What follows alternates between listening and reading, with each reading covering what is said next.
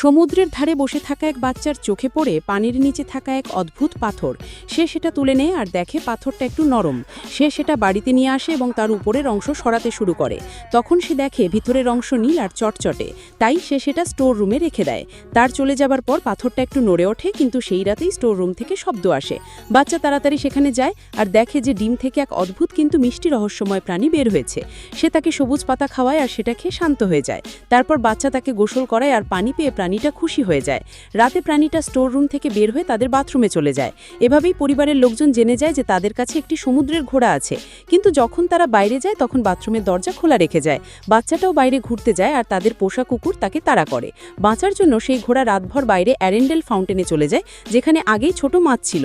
পরের দিন তার আকার অনেক বড় হয়ে গিয়েছিল, তাই বাবাকে বাধ্য হয়ে সেই সমুদ্রের ঘোড়াকে সমুদ্রে ছেড়ে দিতে হয়, যদিও প্রাণীটা বাচ্চার কাছে থাকতে চাইছিল। বাচ্চা আর সহ্য করতে পারে না, তাই সে একটা ছোট নৌকা নিয়ে সমুদ্রে চলে যায়। কিন্তু যখন ঘোড়াটা উঠে আসে তখন তার আকার সীমার বাইরে বড় হয়ে গেছে।